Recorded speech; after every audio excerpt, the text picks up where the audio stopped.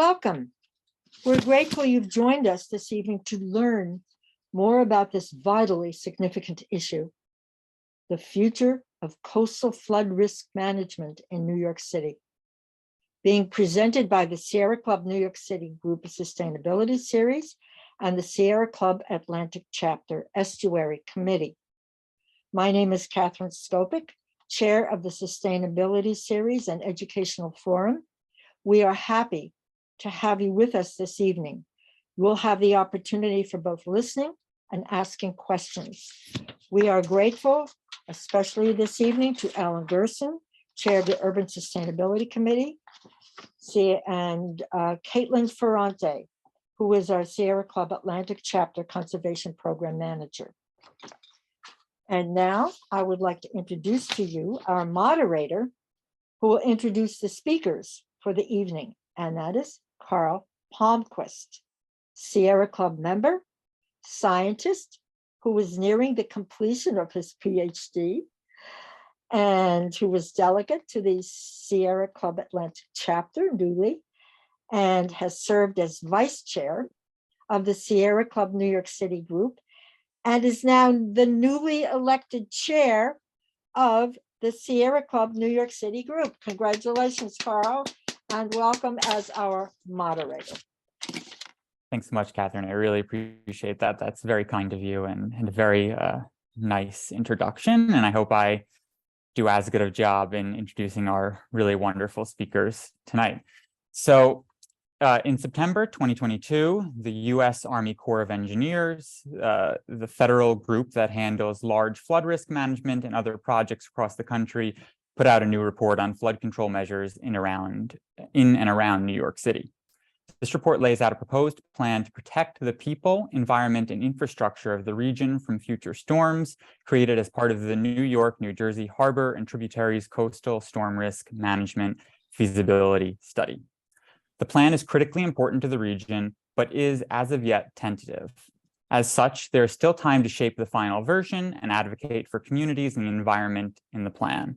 The public comment period for this phase ends March 7th. Tonight's webinar will serve to clarify the current plan and illustrate ways that you can help shape it. We have three distinguished speakers who will help guide us through this, and there will be information in the Q&A or in the chat about how you can engage with the Sierra Club on this issue. So first, tonight we'll hear from KLAUS Jacob. KLAUS H. Jacob, PhD, is a geophysicist. He is a research professor emeritus at Columbia University's Lamont-Doherty Earth Observatory, where he has worked for over 50 years. He is a renowned earthquake, disaster, and climate expert. His focus is on disaster risk management, with most current research on rising sea levels, climate change, and disaster-resilient megacities. Jacob served on the mayor's New York City panel on climate change, MPCC, from 2008 to 2019, the New York State's Climate Project, and the post-Sandy HUD-sponsored Rebuild by Design Research Advisory Group. Time magazine named him one of 50 people who mattered in 2012 for forecasting consequences of a Sandy-like storm on New York City 1 year before Sandy hit. He developed for the New York MTA and its NYC transit subway system a climate change adaptation model plan. Jacob taught courses in disaster risk management at Columbia School of International and Public Affairs, SIPA, and co-led with other Columbia faculty international urban planning studios to make cities disaster resilient in Caracas, Venezuela, Istanbul, Turkey, Accra, Ghana, Kanto, Vietnam, and Pune, Maharashtra, India, amongst other locations. Our second speaker tonight will be Paul GALLAY. Paul GALLAY is the director of the Columbia Center for Sustainable Urban Development's Resilient Coastal Communities program, where he and his colleagues seek to foster actionable, equitable solutions to flood risks, along with complementary benefits like habitat restoration, job creation, and more empowered communities. He is also a lecturer in the Columbia Climate School's undergraduate program in sustainable development. Prior to joining Columbia and establishing the Resilient Coastal Communities Project in 2021, Paul served in legal and policy leadership positions with the New York State Attorney General and Department of Environmental Conservation, Hudson Riverkeeper, and land conservation organizations in New York and Maine. Paul is a 1981 graduate of Williams College, where he also served as visiting professor of environmental law from 2004 to 2008. He graduated from Columbia Law School in 1984. Our third speaker will be JOHANNA LAWTON. JOHANNA LAWTON is a project manager at Rebuild by Design, supporting resilient infrastructure initiatives at local, state, and national levels, as well as collaborative stakeholder engagements. Through research and design, she has contributed to various publications to advance the use of multi-benefit infrastructure, including the reports Atlas of Disaster, Resilient Infrastructure for New York State, an anthology of ideas after Hurricane Ida, and Toward Rainproof NYC, turning the concrete jungle into a sponge. Previously, LAWTON worked for the Institute of International Humanitarian Affairs as the managing editor of the Refugee Press, where she worked at the intersection of human rights, social justice, global development, and literature.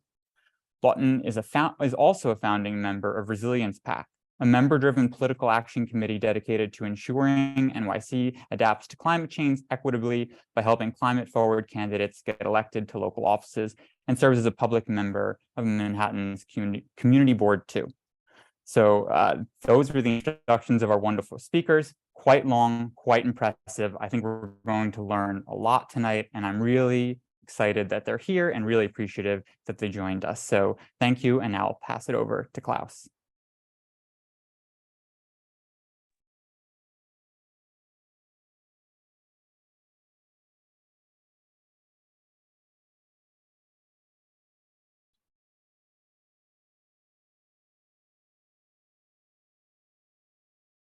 Do you see me? Yes, but not full screen yet. Not yet. Coming. Okay.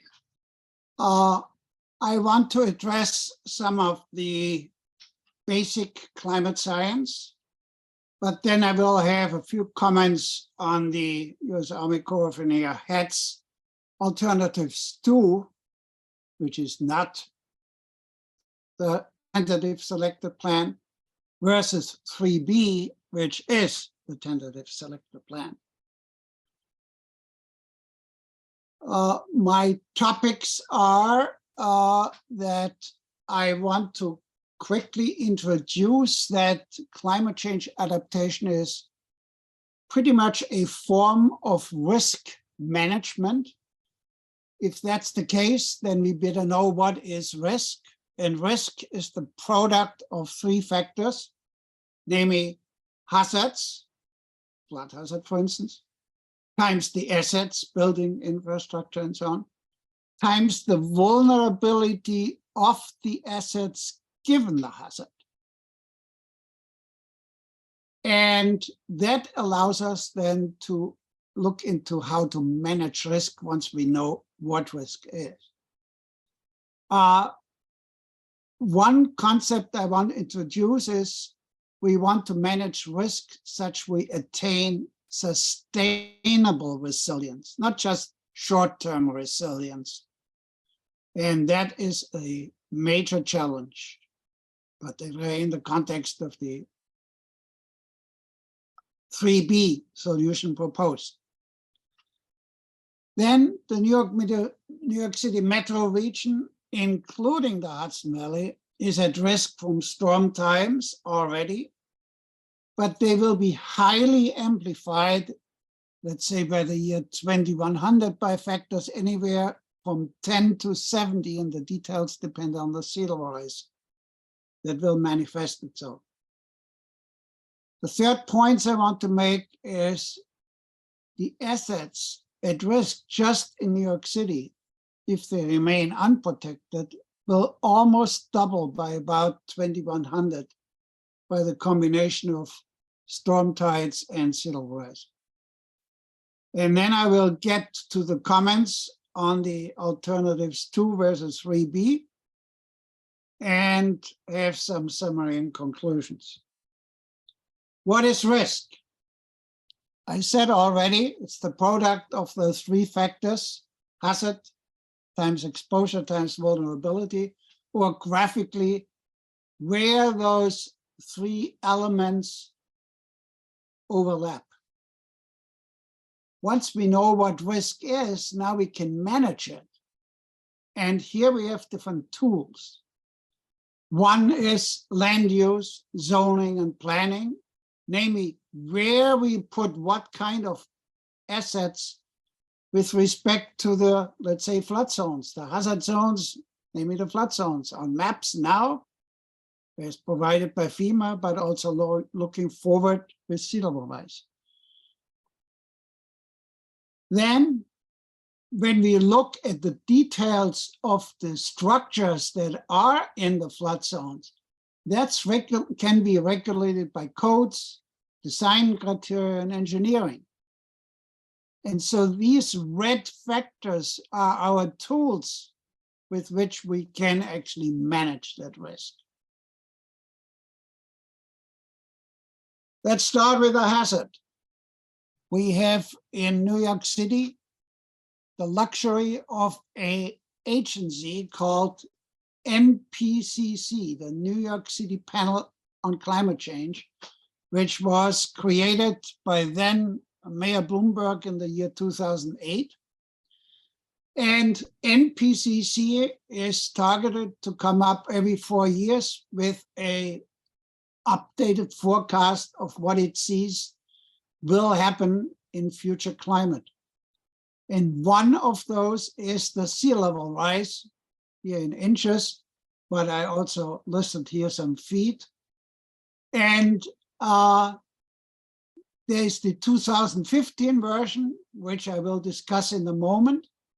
And later some updates for the year 2019, which are in the upper right corner, which I will also explain. So here's the time, here's sea level rise. And that's for the tide gauge on the Battery Park Battery Park at the tip of Manhattan. The reference point is the year 2000. And now the NPCC forecasts sea level rise in this particular form, namely probabilistically. 90% probability, 75, 25, 10%. What does this mean? Since we don't know all our emission scenarios and how Greenland and West Antarctica and alpine glaciers behave, there are multiple solutions. And 90 percentile means that 90% of all the different possibilities lie at this red curve or below. But that means, of course, that still 10% can lie above it. And the NPCC recommended that the 90 percentile be used for decision-making, maybe not in all instances, but in general. In 2019, the NPCC felt compelled to add these two data points for the late 80s and for the end of the century, in which it pointed out it may be almost 7 feet or 9.5 feet, but only for a particular scenario called here ARIM, and that stands for Antarctic Rapid Ice Melt Scenario. That means if the glaciers do the worst kind of thing that we can think of or science can provide us with, then those values could be so high, but no probability was assigned to it. It was simply an what if kind of thinking that we might want to keep in the back of our mind. So these are the sea level rise forecasts by the NPCC. Now, here's a little bit of complicated slide also. Now, a slightly longer time frame, roughly still 100 years plus. This is now the storm surges at the battery in elevations in feet above the North American vertical datum of 1988. Forget about the details of this. Here you have, at the turn of the century, what a 10-year storm height would be, roughly 6 feet, a 100-year storm, which is the FEMA flood storm surge height elevation, above 8.5 feet, a 500-year storm, and a 700-year storm. And by some measure, not in every respect, but by some measure, Sandy was actually a 700-year storm. Or, more strictly speaking, a storm that has an annual probability of occurring with a probability of 1 in 700, 1 chance in 700 per any year, and that applies to all of the others. So that would be 1 in 10 probability in any given year. Now, I just gave you the 90 percentile sea level rise curves.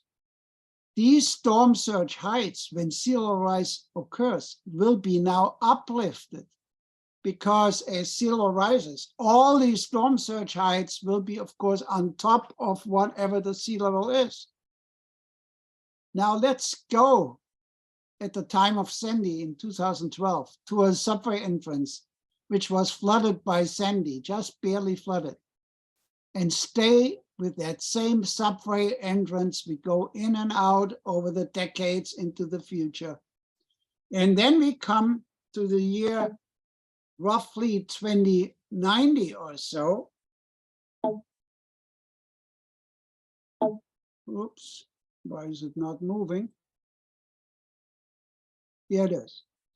And we see that by the year 2090, the same subway entrance will not be flooded as in 2012 by the 700-year storm, but by the 10-year storm. That is an amplification of 700 divided by 10 makes 70, an amplification of the hazard of 70. And that's what we have to keep in mind when we think about storm surge in the future. It all depends how much the sea level is rising, and that dictates how much amplification of the storm surge probability flooding a given location onshore will be it. Assets, the second factor. We have here a map of the current 1% annual chance floodplain. This is 1% means 100-year storm in the prior terminology. That's the map for New York City in blue.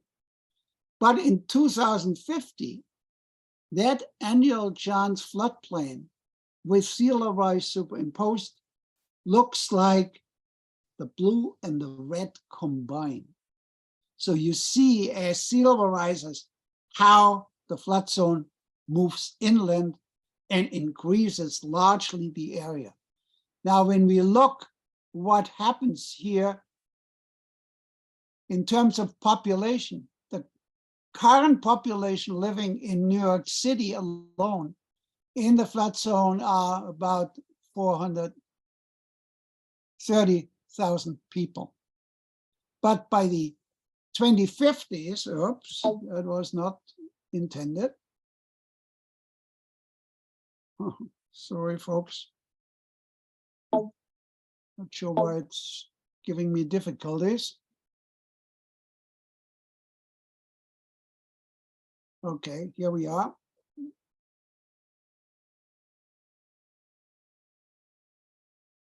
Okay. This population goes out by more than 360,000 to almost 0.8 million people in the then flood zone in the year 2050. And the number of buildings doubles. And the total by 2050 will be 122,000 buildings. Now it's 81,000 buildings. So again, we see how the hazard changes and affects more and more assets. And now we have the US Army Corps of Engineers coming along and says, we will help you solve this problem. Well, there are right now two options on the table, or were on the table in the past, namely, originally the HEAD study had an alternative too, which had a barrier system that goes across the outer harbor inlet here. And then, of course, with dikes reinforced on either side, with gates that can be opened and closed so the ships and the rivers can get going in and out, and the tides can go in and out. But when a storm comes, then they will be closed. The problem with that solution is that when sea level rise of 6 feet or so, or more, by the year 2100 or later comes about, then that flooding will be looking almost like Sandy on a sunny day, just from sea level rise alone during high tide. Twice a day, okay, during high tide.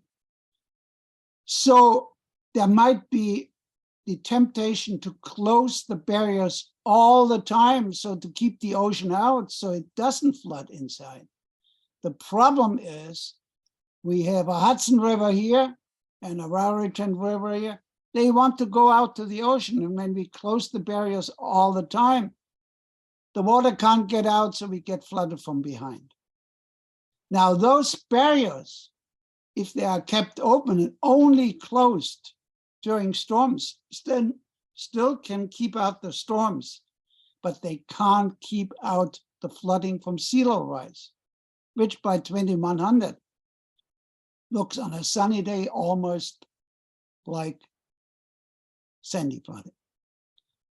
And that's in part why, but also because of the higher costs, the US Army Corps Engineer has now proposed an alternative 3B, and they call it their tentative selected plan. It's an updated 3B. I don't go into details what the original 3B looked like, but those barriers at the entrance are now gone. So the rivers can always equalize with the ocean.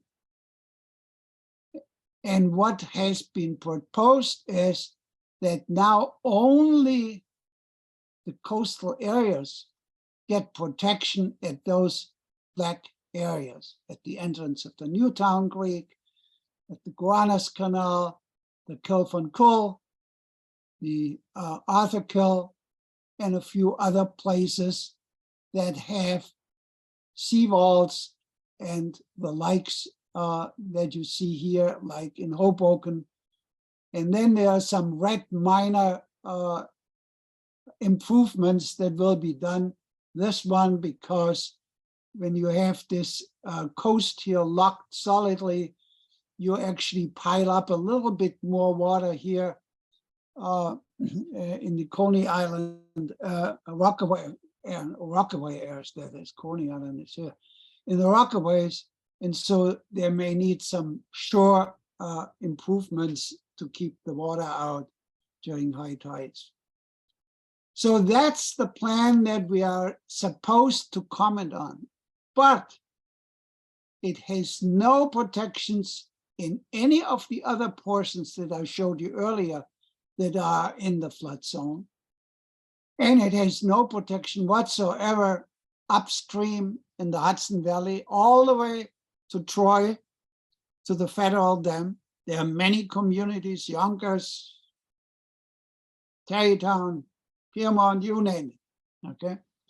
So there's no money, no provisions for any of those communities, nor is it in some of the affected areas here in the Bronx, in portions of Queens that face the Long Island Sound, and so on.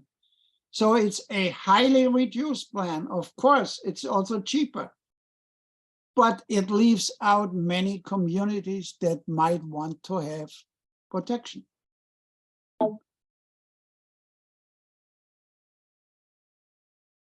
Moreover, when you look at the details, what the US Army Corps of Engineers uses, I showed you the NPCC 90 percentile by the year 2100.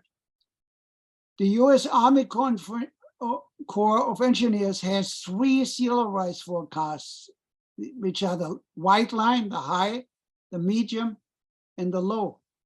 They actually, if I understand them correctly, and I'm not 100% sure, take only the medium level. Look, this difference between sea level rise forecasts for the US Army Corps of Engineers in their design for 3B and what NPCC would have liked to be used.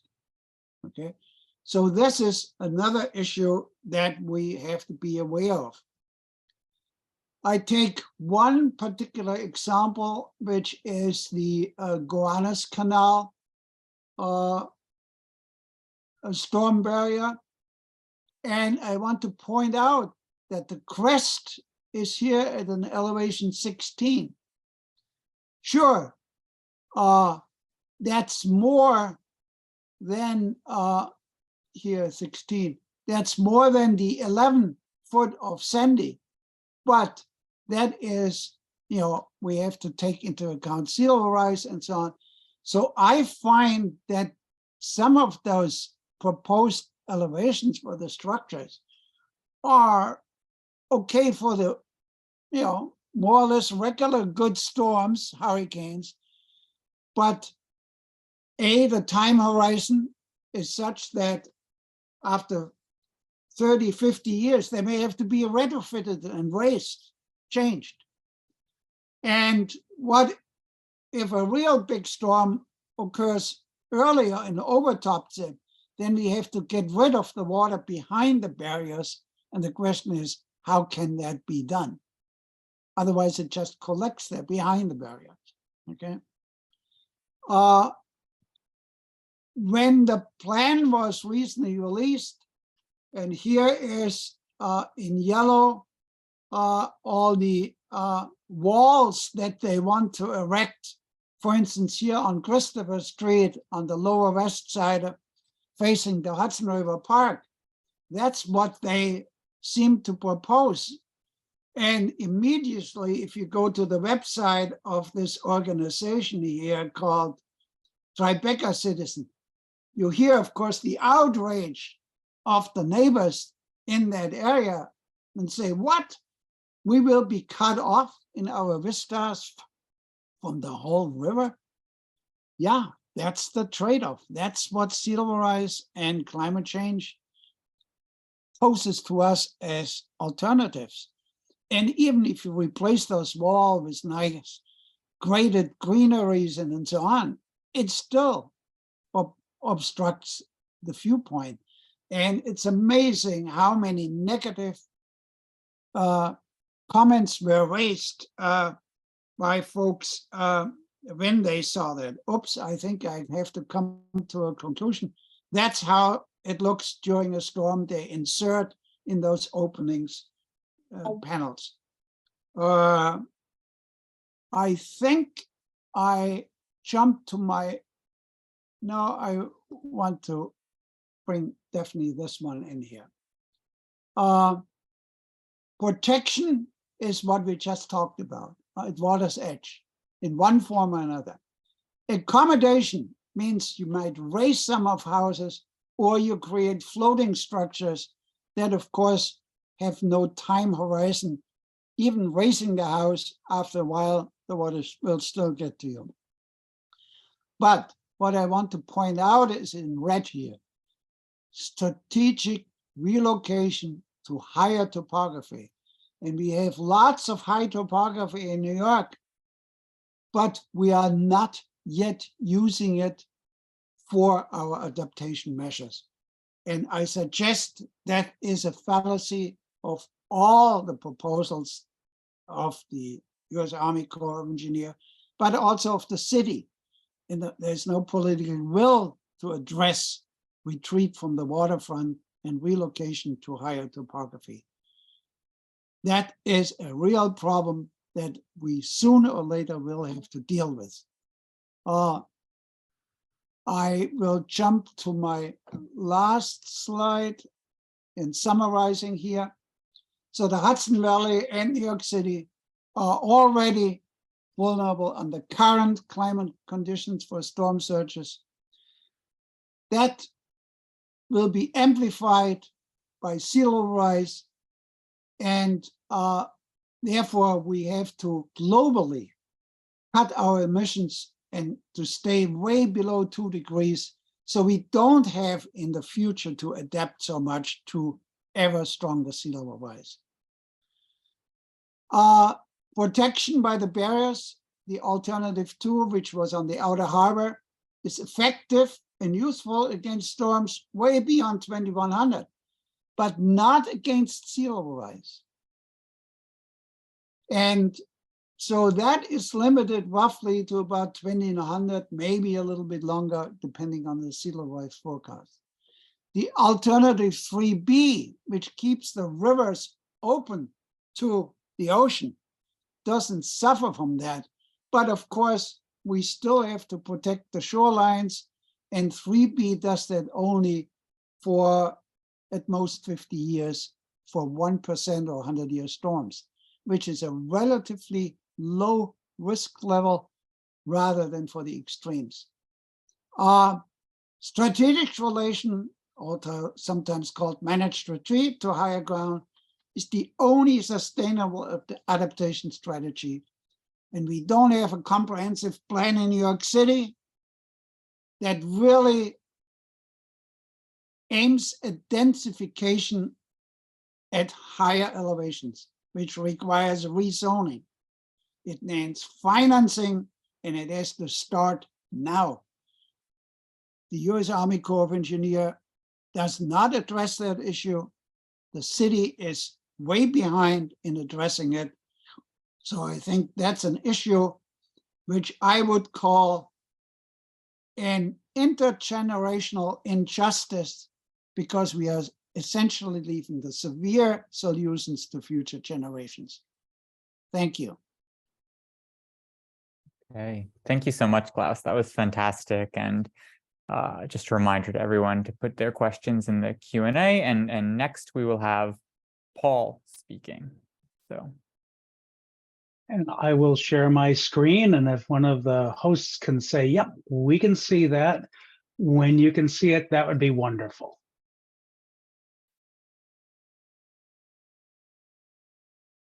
Yep, we can see that. But now it's not the full screen. Yep, we can see that. Okay.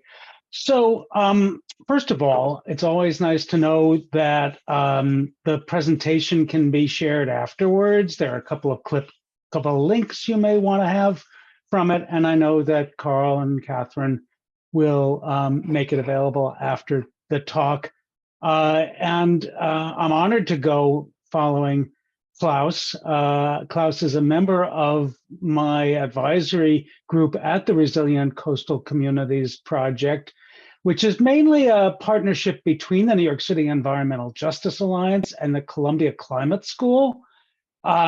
We have a relatively significant group of researchers whose passion is not just for research, it's also for action in real time, because as we all can tell from Klaus's presentation, we absolutely must act in real time or we are in deep, deep trouble. Here again, like Klaus, there's some glitchiness in the presentation, but we have a series of things we're trying to do at the Resilient Coastal Communities Project. Iterative engaged research, which I'll talk about in just a moment, the conversations we've had with many of our community leaders here in New York. all towards the goal of bringing communities more into public planning. And of course, KLAUS speaks to the conundrum of public planning and community empowerment. Not everybody is going to want the same thing by any wild stretch of the imagination. We also are involved in a lot of workshops, conferences, and convenings. We had the Army Corps come up in November to discuss these issues with us. KLAUS was good enough to participate in that. Columbia has this idea that researchers need to be out in the field, working in practice, something that KLAUS has done for decades and decades. The university's got a fourth purpose title for it. It's essentially, we don't have time for pure research that isn't easily applicable in solving these problems which we're discussing this evening. A short working paper summarizing the research that I'm going to present to you is here. Those of you who are fancy can take a picture of the QR code and get access to it. But here again, it's all going to be accessible in the PowerPoint afterwards. So onward, I don't do this lightly when I call climate-induced coastal flooding a wicked problem. And frankly, KLAUS has made the case for it already. We have multiple risks and varying goals.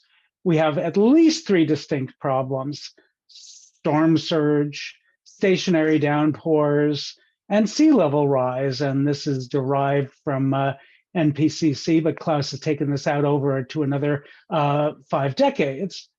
And this is where it gets even harder.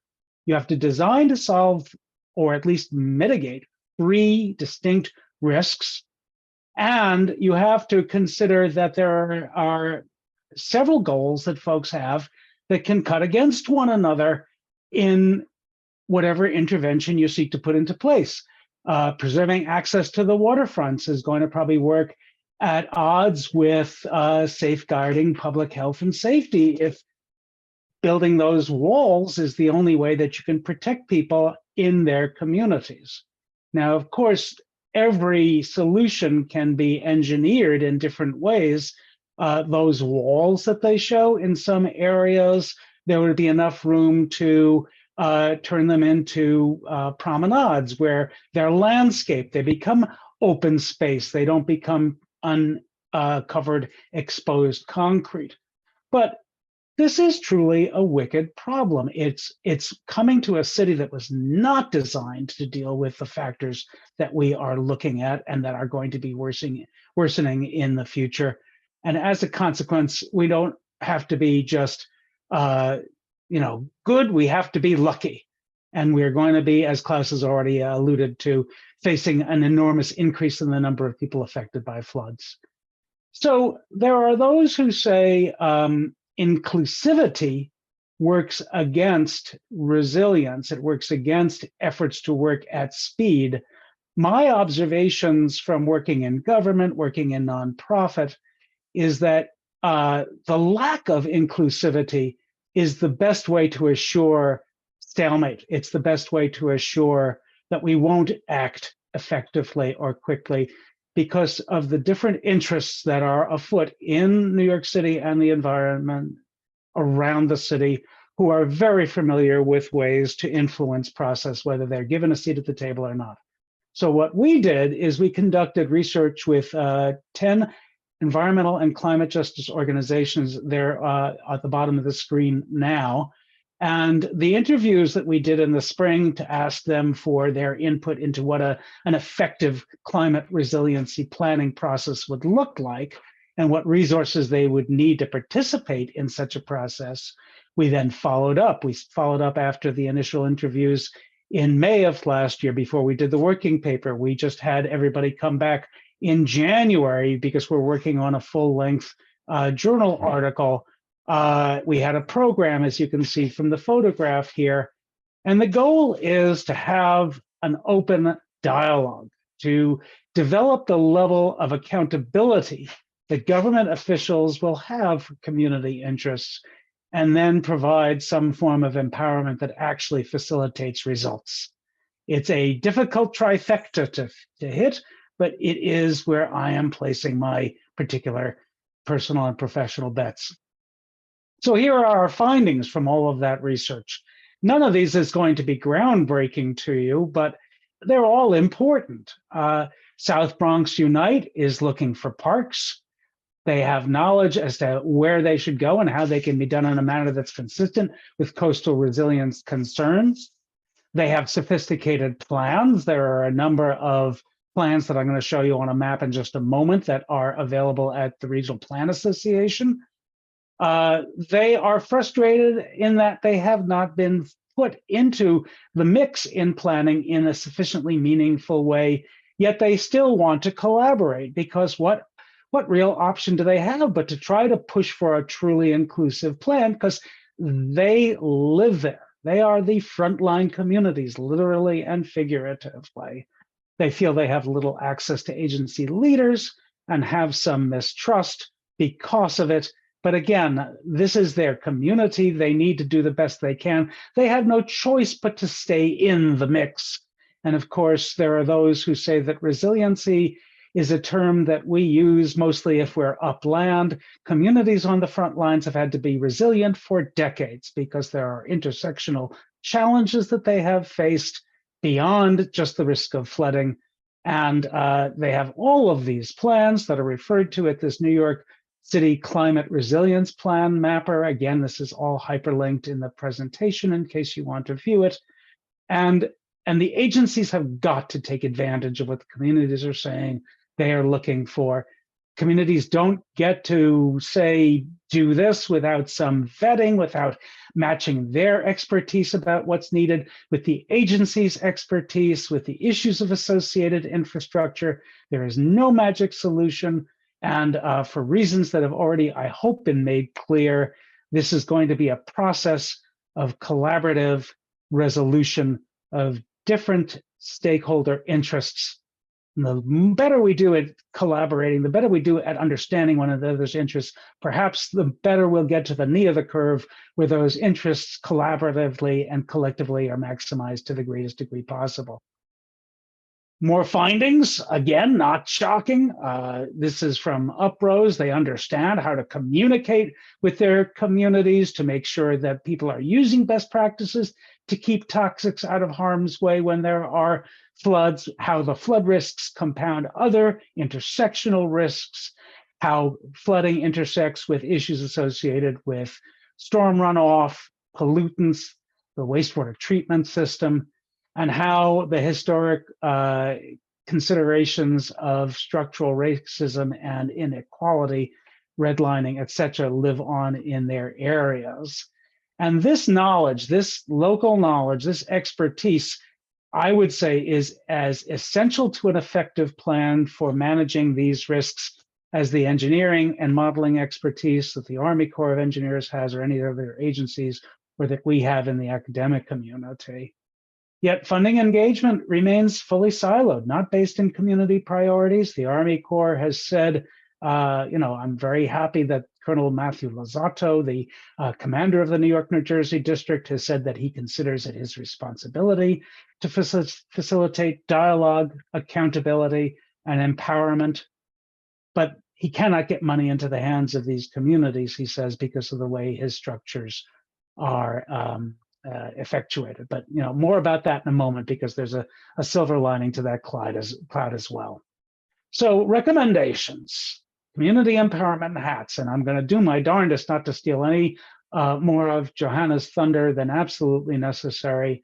These barriers, we are coming towards the end of the public comment period for the harbor and tributary study, but the Army Corps, the New York State Department of Environmental Conservation, Jersey Department of Environmental Protection, the city's mayor's Office of Climate and Environmental Justice, they have all committed to working with us in the advocacy and academic communities and the civil society to co-plan after the end of the public comment period through a process that has been entitled the Environment and Climate Justice Working Group. First idea for a working group came from the Army Corps at a meeting that New York City Environmental Justice and my Columbia colleagues in the Resilient Coastal Communities Project and I had with them last May.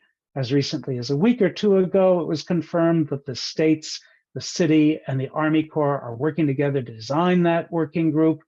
And here again, remember all those different interests that have to be reconciled.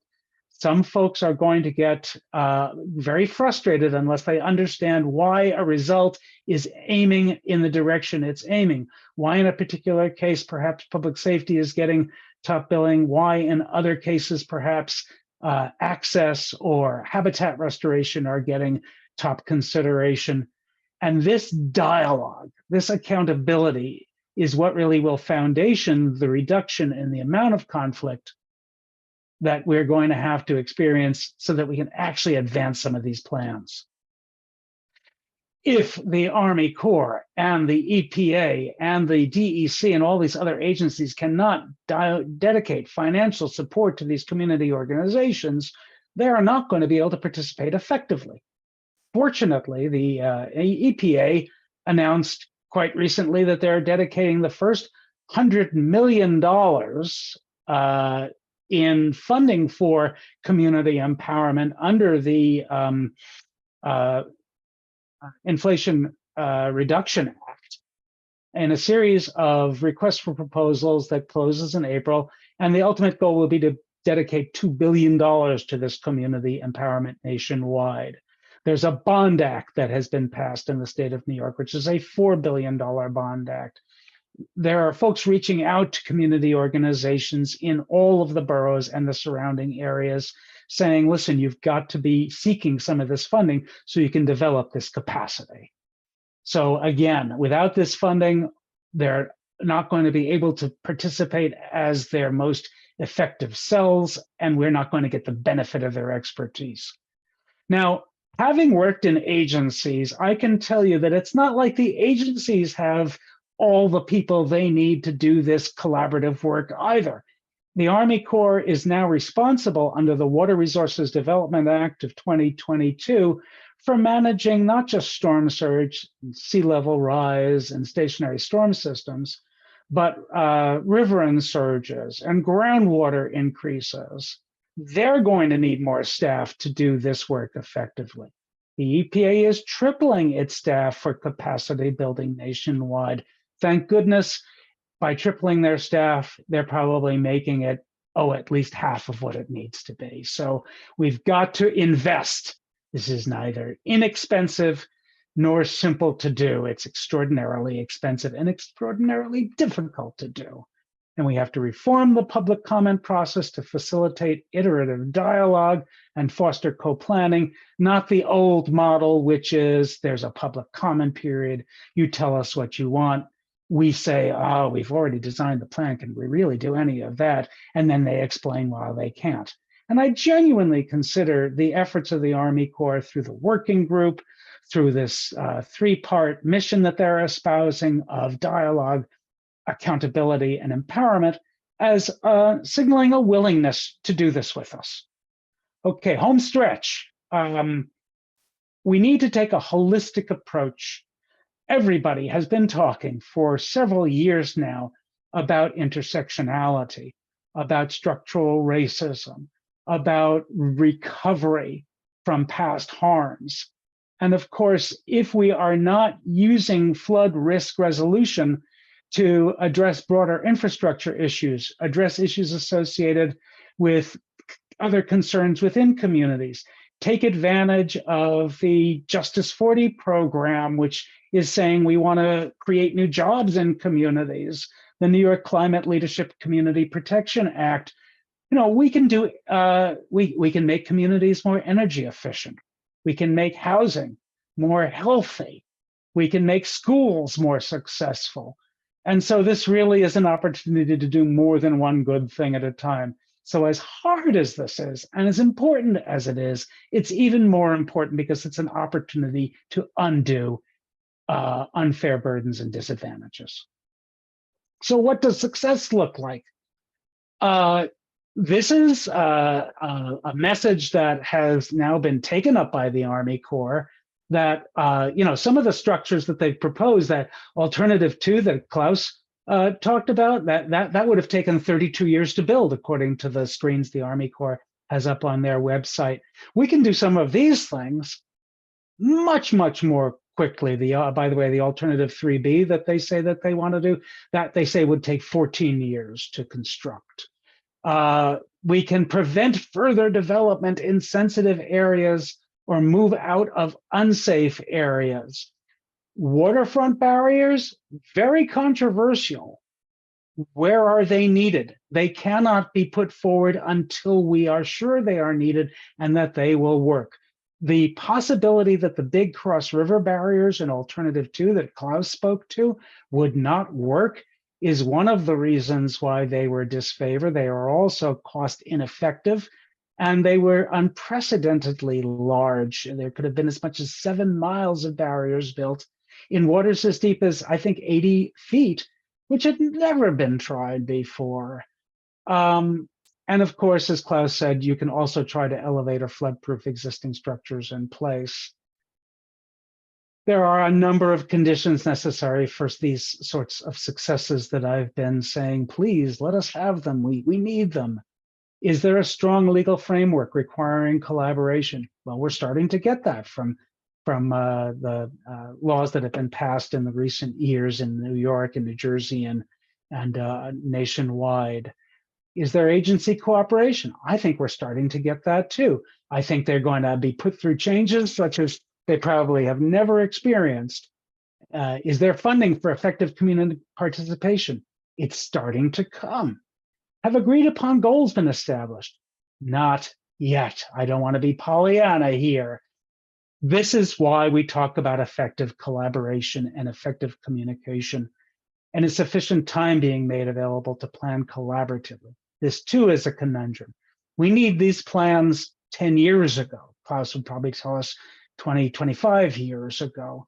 Yet we are sort of tripping ourselves up by our rush to create plans that are not necessarily going to get necessary political buy-in for construction, and that may not be fully effective against all of our threats. And of course, this is not a build it and you're fine. Are we making plans for continued engagement after plans are made and under construction? And I do believe that is my presentation, and I'm going to do my best to find the opportunity to stop my share, which hopefully I've already done. Perhaps I've just signed out. Yeah, the screen is still up, Paul, but now it's off. Perfect. I Okay. found it. Now we don't see Okay. it. Great. So Thanks very much. So that was wonderful. Thank you so much, Paul. And now we'll have our next speaker, Johanna.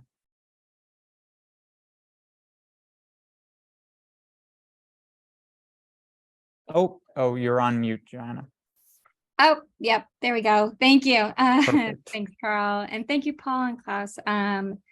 Those presentations were incredibly informative. And I think for any of you, if you're sitting here like I am, even having heard this information a ton of times, it's pretty frustrating at times. And I hope that by the end of my presentation, you'll also have a sense of how to take all this information and move it to the next step of compiling your thoughts and getting involved in this process. So I'm just going to walk you through and hope to do my best in consolidating what is about 600 pages of information from the Army Corps into a brief and helpful presentation. I'll give a high-level overview of just generally what this study is and why we're having it, and what the tentatively selected plan is from the Corps, as KLAUS has already gone into some detail on, and then how you can best get to know the measures throughout the region and also get to know the measures in your neighborhood. And then where we are in this whole timeline of this process and how you can get involved. And then finally, what resources are available to you to better understand the proposal in your area and how you can engage and how you can write the most effective comments back to the Corps. So, as has been discussed, this Army Corps study area encompasses over 2,100 square miles that are highlighted in the colorful map on the right, so you can get a sense of what planning region you are a part of. And the intent is to address coastal storm risk from the 100-year storm surge and sea level rise. This project, or this study, I should say, was authorized in 2016 by Congress. So it's actually been going on for about 6 years with a little bit of a pause for a while when there was no funding. And the result has been 5 alternatives, with the tentatively selected alternative being 3B. So KLAUS mentioned alternative 2 there. If you're interested in looking at the other alternatives, I'm not going to go into as much detail on those today, but you can go to the Army Corps website, and you don't have to dig into the whole report. You can just go to the left-hand column of their website and check out the other proposals if you're curious. And I'll be referring to this website a lot just to give you a sense of where things are and how you can find things and useful information to you. So a little bit more about this plan 3B, as it's abbreviated or referred to. It is a mix of barriers, flood walls, levees, pumps, and then non-structural and natural solutions. The initial cost is $53 billion with added costs over time from maintenance. And it is intended to reduce risk to about 63% of the study area. So like KLAUS was saying, there's a lot up the Hudson River, off the Bronx. There are a lot of different areas that were part of the study area that aren't actually going to be have a risk reduction from the proposed measures, which are those blue lines on the map on the right. The areas in green are those areas that actually do have a plan risk reduction from this project. The estimated construction time for this is about 14 years, and on average, it's estimated that it will provide about $3.7 billion in average annual net benefits from avoided loss or avoided damages. It was chosen because of the alternatives. It is also considered environmentally acceptable. So what does that mean? It means it has gone through an environmental impact study and been given a score. If you want to go into the report, you can look at the score that the project was given for various different aspects of the construction period, as well as when the project is actually implemented and during its maintenance period. And then it also is intended to reduce risk to 63, of the areas, it is going to reduce risk to 63% of the census tracts are considered disadvantaged communities. So the definition that they are using here is, I believe, the same as the federal environmental justice screening tool. So that's about 24% of the population being under the being low income, and then about 51% being minority populations. So how can you get to know the measures proposed in your area? There are numerous different ways. I think right off the bat, one of the first ways is to go to the pictures. The easiest and clearest way to get a sense, there are about a dozen renderings that show different measures. And this example right here shows an area in Greenpoint where they have proposed a seawall concept.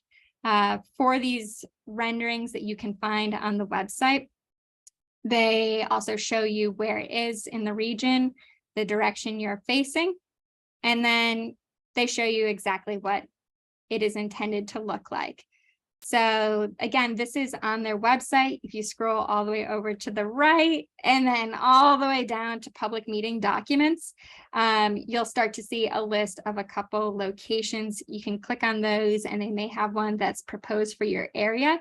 Or if you know that your neighborhood has a similar proposed model, you'll get a sense to see this is what how a seawall is envisioned. This is how a flood wall is, or a storm surge barrier.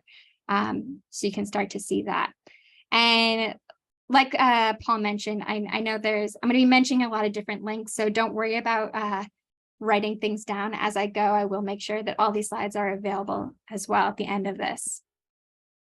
So another way that you can get to know the measures in your neighborhood is by looking at the story map. And I'll caveat this, that there's probably like a 65% chance that it will be working for you. But if you are lucky and it's up and running that day, you can put in your address or a specific address in the region and find out a little bit more about it. So you just type into the story map tool the address you want to look into. So let's say I'm looking at a neighborhood in Coney Island. When you click on the measure, it'll zoom you in and you can start to see, is it part of the various different alternative plans? It'll also tell you what the actual feature type is. And it's also color coded so you can have a sense of where these different measures are across the different alternatives. All right, so then I want to dive into a little bit where we are in this whole process. As I mentioned, it was authorized in 2016 by Congress, this study. And we are now at this phase with the yellow star where we are quickly approaching the deadline to submit public comments and to provide feedback. Now, this is really the first critical deadline that you need to pay attention to and share with your friends, your colleagues, your neighbors, because this is one of the biggest opportunities right now to inform the direction of both the process and what the project will look like. After this public comment period ends, all of these comments are going to go to the Corps. They will sort them to inform various aspects of the proposal, and then it'll go to the state agency review. So that is the opportunity when the non-federal partners, who in this case are the state of New York, the state of New Jersey, and with New York City playing a very involved role, where they get to approve this project. Then after it goes to them, it'll go to Congress for authorization. So ultimately, it'll be Congress who can say yes or no to this project and authorize the expenditures. So at this moment, there are no funds allocated yet or authorized for this project. That only comes with Congress's authorization. And the Corps has reiterated that in addition to this opportunity right now to provide input, as well as all these other opportunities that advocates are asking for to create more opportunities for input, another way to really have a say in this is by engaging with your representatives, because Congress will have ultimately that final say. And Paul already discussed this, so I won't go into as much detail. I'm actually even borrowing this text from this slide from Kate Boycourt from the Environmental Defense Fund, who's been leading a lot of the advocacy to date. I'd say Environmental Defense Fund, the Rise to Resilience Coalition are all, there are amazing cohort of groups throughout the region who have been working tirelessly on advocating for a number of things for this project. And I'll highlight just a few of them. One being that this process becomes more robust and iterative in its public engagement, and that it's more focused on the communities who currently are and will be most impacted, as well as that multi-hazard approach. So while we know we have this impending or current storm surge and sea level rise risk, we've also seen the devastating impacts from heavy rainfall events like Hurricane Ida, and we want to make sure that any investment in our flooding infrastructure is able to provide multiple benefits to us and address multiple hazards. We also want to see a phased approach in which areas over this very long time period of construction we want to see areas that are most vulnerable have prioritization over the years. And then finally, there's been a lot of advocacy around creating a more holistic lens of racial, economic, and ecological impacts. And one way that advocates have been working on this is by calling for reforms to a cost-benefit analysis and ensuring that a lot of the social benefits are incorporated into the calculation. So how can you get involved? One of the biggest ways. One is by attending meetings. You're already doing that, but also you can attend an Army Corps project. An Army Corps meeting. They have in-person and public meetings or in virtual meetings that are listed on their website. You can also find out about them by signing up for the Army Corps' email list. And I don't believe the actual button on the website is working right now, but you can email this New York, New Jersey Harbor Trib Study email address and just ask, please add me to your email list. That's how I got on the list. And they're pretty responsive about that. And then finally, submitting public comments via email or via mail at this address. And I'll talk a little bit more about how you can do that. So submitting public comments doesn't need to be a very daunting task, and it doesn't need to be perfect. We know you are all already experts in your neighborhoods, but there are a lot of ways that you can learn more about the types of measures, the pros, the cons. One being all those resources I've listed on the Corps' website. I'd also encourage everyone to check out Rebuild by Design's HATS Teach-In website. I'll talk a little bit more about what's on there in a second, which it includes resources from a recent comment writing 101 workshop that was hosted with the National Parks Conservation Association, Rise to Resilience and Rebuild by Design. And you'll find a lot of resources about how to write comments, some guiding templates, and then a lot of effective tips about how your comments can most speak to the way that they will be received by the Corps and how they will sort through them. And then finally, I would encourage anyone who's interested in continuing to engage with others on this to join an event this Friday from 11 to 12. It's going to be a casual meeting. I will drop the registration link in the chat at the end. It'll just be a casual meeting to convene folks from the same regions to discuss their comments, to get in contact so if people want to continue to collaborate and learn from each other and just start that conversation with each other. So I'll share those details after. But finally, I just wanted to share with you what those resources are on Rebuild by Design's website. We are not the experts ourselves in any of these measures, but we are conveners. And so that's what we've been trying to do, is convene all this information and all the people who know what's going on. So I'll have a little tutorial on the side playing about where you can find this on our website as I talk you through what's available. So if you go to our main page and click on our teaching event, you'll be able to see recordings where we've brought together experts from mostly the region as well as around the country to explain different aspects of the Army Corps' project, nature-based solutions. You'll find topics of environmental justice. You'll hear from New York, New Jersey, and New York City government officials on how the Corps program project fits into their plans. You'll also see the comment writing 101 materials. And then you'll finally, I just want to describe these, the last resource we have on there is actually a resource to learn from other community organizations. So preceding our teach-in event, we hosted a conversation with community organizations from around New York City to describe their aspirations for coastal flood infrastructure in New York City.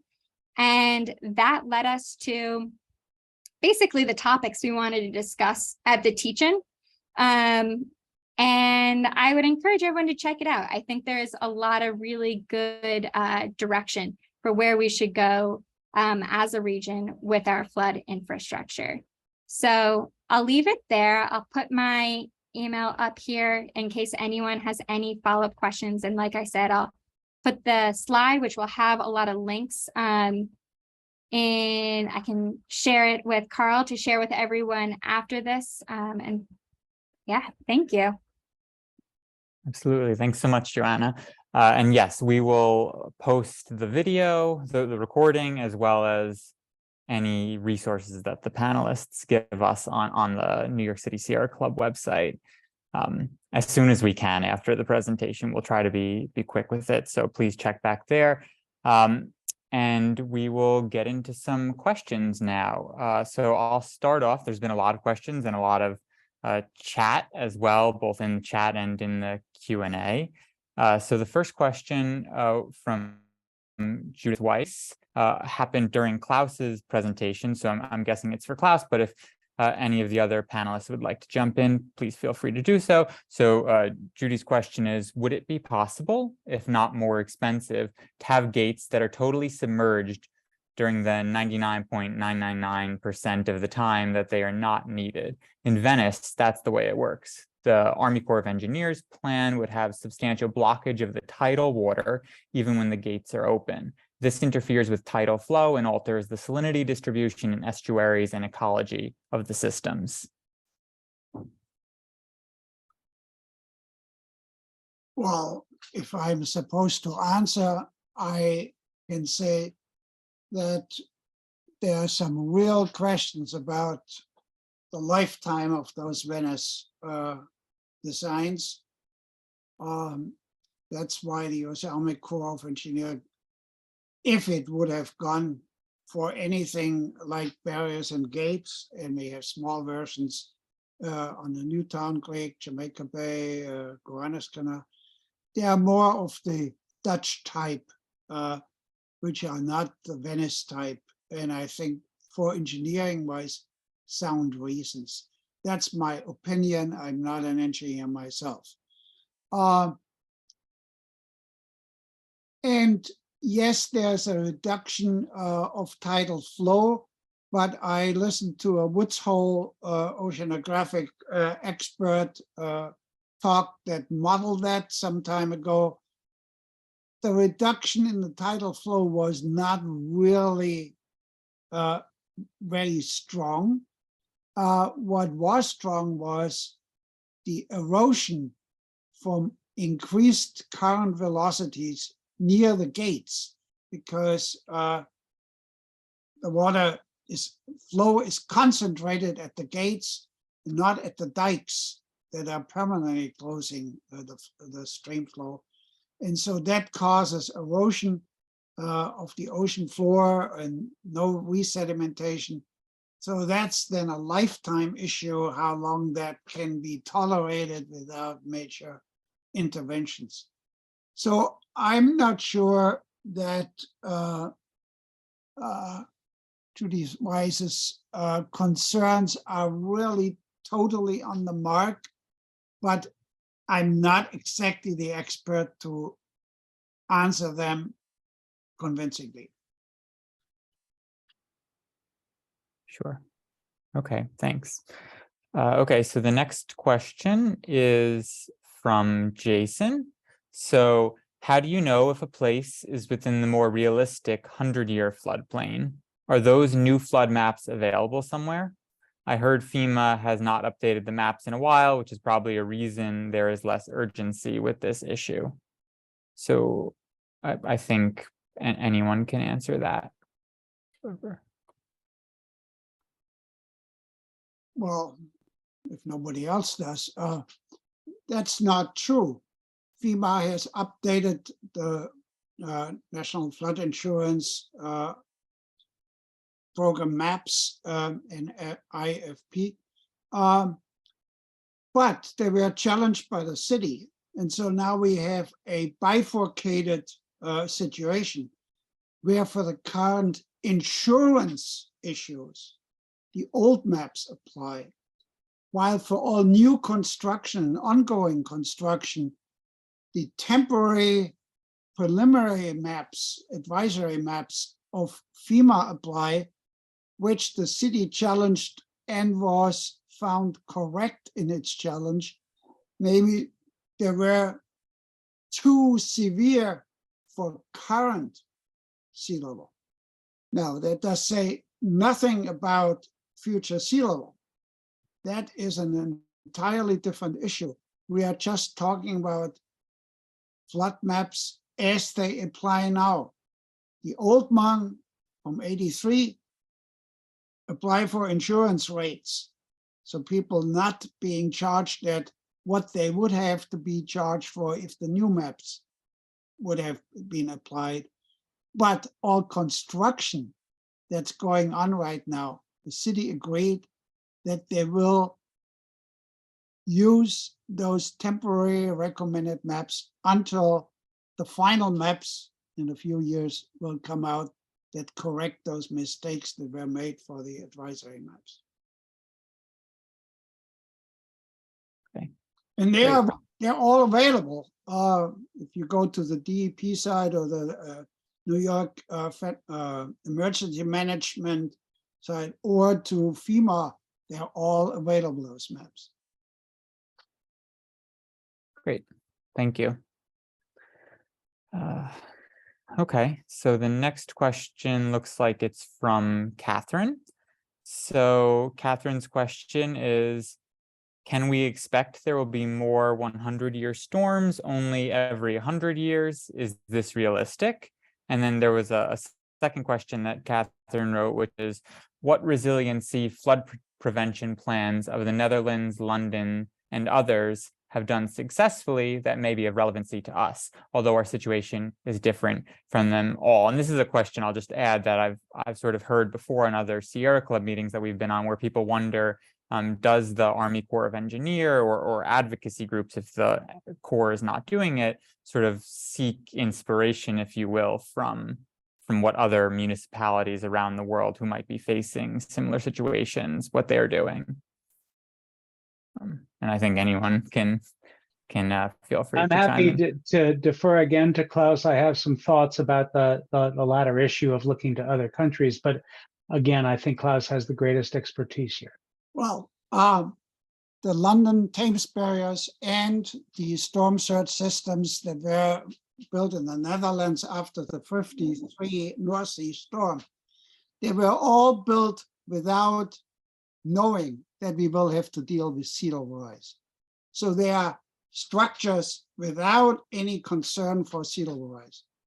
That's why the Thames barrier system has a plan 2100, where they built a new barrier system downstream from the current one, some 50 miles or so downstream on the Thames. That is, again, just a postponement, as I indicated for our situation. When you build these barriers across estuaries where the rivers want to get out to the ocean, eventually the rivers need to equalize with the ocean. Otherwise, you will have to pump out the water up to the ocean, which is ridiculous. Yeah, nobody has that proposed yet. Same thing with the Dutch. They have a plan for 2100, the Delta plan. But honestly, for the most part, even the Netherlands in its advanced planning stage has not yet seriously coped with sea level rise. They are probably the most advanced in dealing with current situation and near future situation, but not with 2100, 2200 situations. And when I see my friend Henk Ovink, who is the water czar for the Netherlands, I always ask him, how are the Netherlands doing in making good, being on good terms with Austria, Switzerland, France, and Germany, and Italy, because that's where some of the Netherlands will have to retreat to. That is an outrageous thought, but I think it's a realistic thought.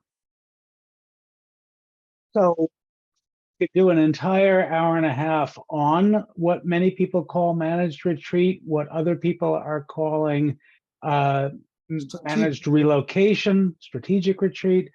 And the reality is that New York's density is so incredibly high that relocation is an extraordinarily large task.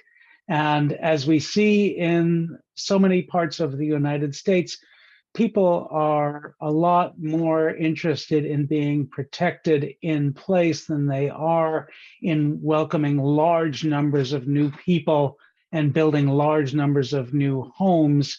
So we have our work cut out for us on so many different fronts.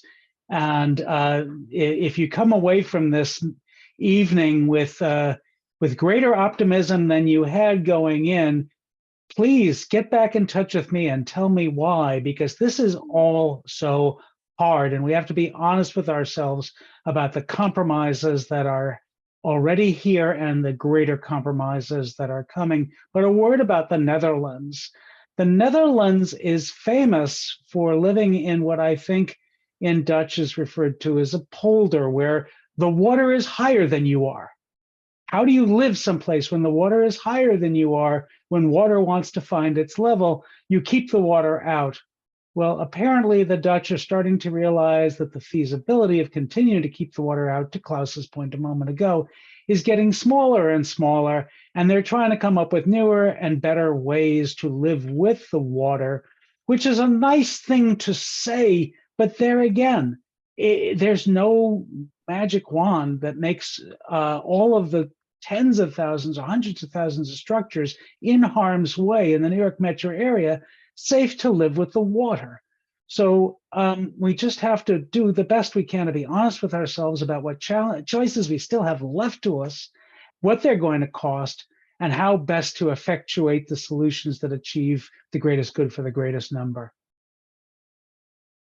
I'll also add it for anyone who is curious about learning from other examples from abroad, or, you know, from Hoboken, or from the FEMA or the Army Corps projects in Miami. That was all discussed in our teach-in, and we actually have a session about different types of nature-based solutions.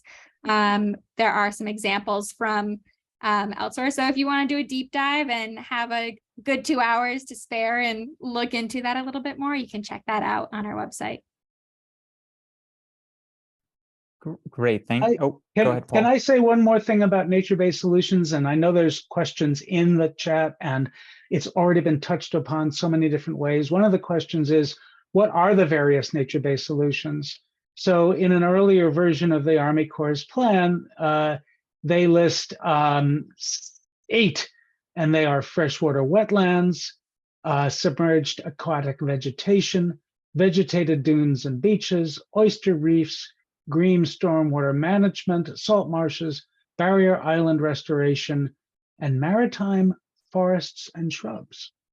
Now, what can these different techniques do? It depends upon so many different factors: the elevation of the surrounding community, the density of the surrounding community, the area you have that's open and convertible into natural solutions, the exposure to storm surge, the degree of groundwater elevation over time.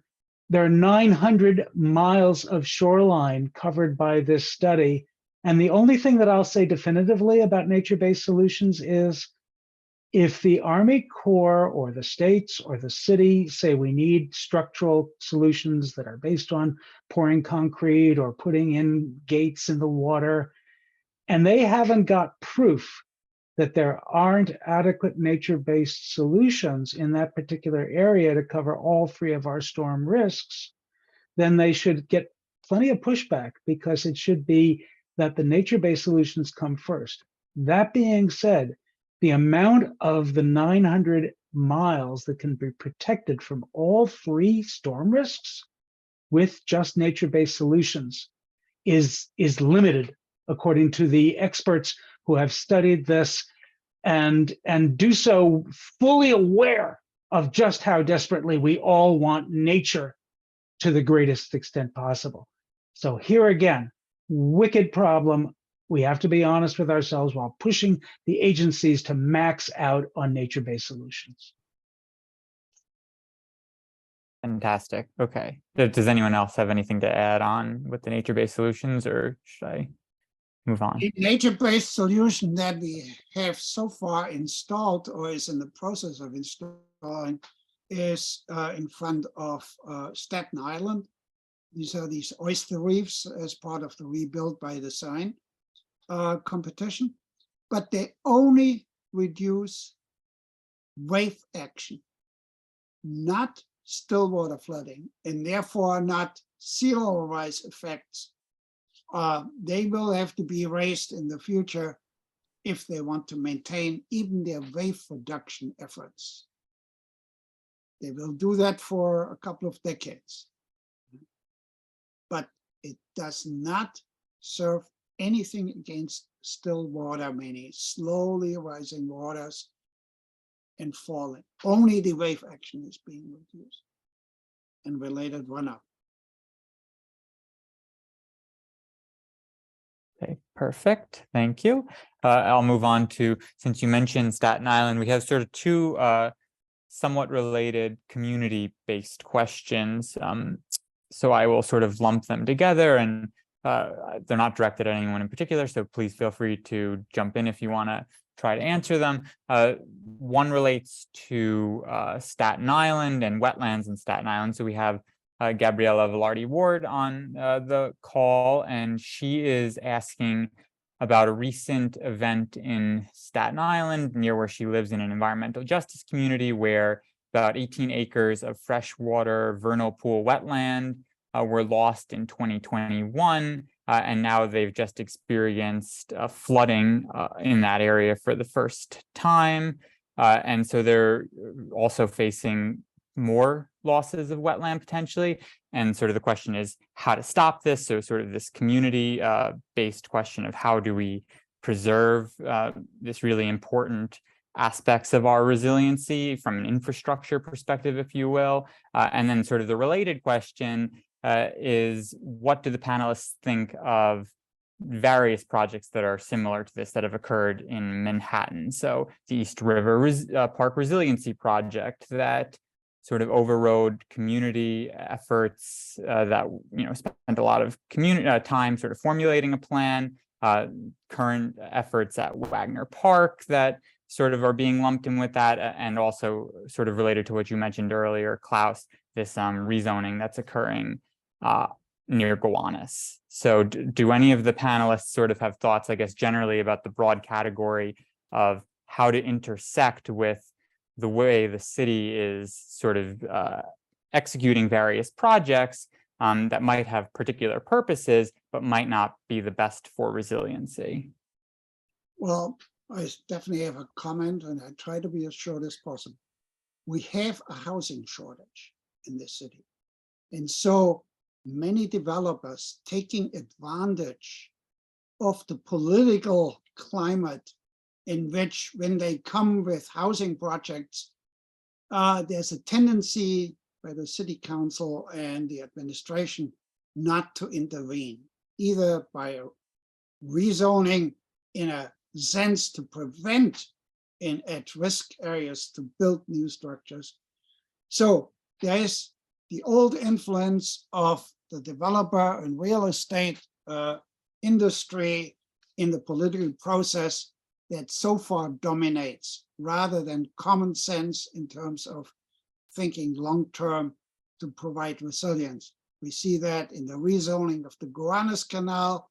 We see that in the rezoning of the Edgemere area, where even new public housing, NYCHA housing, will go into already existing flood zones, not to speak of future flood zones.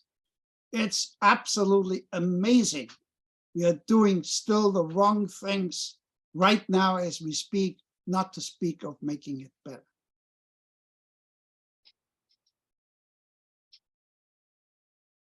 I would also say that, like, in the case of Staten Island, not in terms of like how you can direct the history and your lived experience there into something that will inform what the Corps is doing, because again, we're speaking to a different entity now. So, and there's an important way to understand how your lived experience can actually inform this project. When you write your comments, it is really important that you say specifically, I am concerned about this because I've seen this happen in my community. I've seen this flooding occur when there was deforestation, or I have seen this happen and I'm concerned that your proposal will do X, Y, and Z. In that sense, they don't know exactly, the experience you've had in your community with flooding over the years. They've studied it, but that's very different from seeing floodwaters arrive in your kitchen. So you need to really communicate that. And I think that more than anything will be your most powerful tool in informing what the Corps' proposal actually does become. So a couple of things to add on to what Johanna and Klaus have already said. Firstly, I agree with it all. Secondly, we passed a bond act in November that has up to $650 million to preserve farms, forests, and parks and open space conservation. New York City needs to go to the state and say, these are the open spaces that need to be bought and permanently protected, because we are really making the problem worse on a daily basis by where we're putting things, as both Klaus and Johanna have already said, to the point of overburdened communities that are being made further at risk. New York has a new law signed on December 30th, a little reminiscent of the New Jersey law, except stronger, that says if you are in an overburdened community that has too high a concentration of locally unwanted land uses, you get to have the state of New York tell those applicants for new projects in your community that would worsen that level of overburden, that can't happen any longer. It's going to take 2 years for them to create the regulations and for the law to be in effect officially. But it is something that advocates in the South Bronx that I spoke with earlier today are already using to try to prevent the overburden from getting worse. It is not a solution to all of the challenges, including the BJs and the other problems that are being alluded to this evening. Buyouts and attention to existing impacts in communities are two ways to try to solve that. To the question of the Lower East Side Coastal Resiliency Project, which is one of the ones, along with Wagner Park, that is the most difficult to talk about and difficult to find consensus on, and possibly impossible to. Two things. One, the city of New York worked collaboratively with community representatives to come up with a plan for the East Side Coastal Resiliency Project, which they then promptly, privately, out of anybody's hearing that had been involved in the creation of the original plan, threw out and went in an entirely 180-degree different direction with the additional fill and the change that is now being constructed, which of course is also a much more expensive plan. That caused everybody, whether they are in favor of the new plan or against the new plan, to just say, this is why people don't want to work with government agencies, because they don't look you in the eye and keep their promises. That's what we have to prevent in the future. When the Army Corps commander says we're going for dialogue, accountability, and empowerment, you know, I take him in at good faith. But does he control all of the other powers that be? Are we watching what's going on in the periphery? Can we make sure that nothing like that happens again? That's on them from their standpoint, and us to sort of trust but verify. Maybe not even trust, just verify, and then maybe eventually trust. And finally, the folks who are on the front line in the Lower East Side, New York City Housing Authority projects, folks like the Moderator from good old Lower East Side and others have said, we would rather have had the old plan, but since the city threw that out, we need protection. And so we are not opposed to the new plan. And therein lies another 90 minutes of very heated debate because of the different interests that are, you know, from the very first slide that I talked about. I'm also going to add, I'm glad someone raised this. I think in the Corps' proposal or the map that they show, they say they include all the existing resilience projects in New York City, and I believe ESCR is the only one for Manhattan that's actually on the map. And so that's a really important question to ask. How is this proposal going to interact with the timing, with the planning, with the construction of the other existing projects. How are they going to be integrated to ensure that there is fluid flood protection? So I believe they've said they've only included ones that have had dollars allocated. And I know Wagner Park has had dollars allocated, so it certainly is worth inquiring. Yep. Thanks for adding that, Johanna. That's actually something that we've gotten a lot of questions from our members at various meetings about. So we're sort of running short on time here. If we're going by the original schedule, we're a little over time, but I think our panelists were very generous with agreeing to stay on a little late. But we have one more question that I'll give that can be sort of a brief question, sort of like a rapid fire kind of question that might normally go at the beginning for the three panelists, and then we'll call it a night perhaps. So one thing that we wanted to ask, and Johanna sort of had touched on this, and it goes along with what Paul was saying, sort of how can we move forward? How can we keep what's happened in the past in our mind in terms of future advocacy? And so if there's one thing in your professional opinions that you were going to stress in comments to the Army Corps of Engineers, right? So the Sierra Club members on the call, March 7th is the deadline.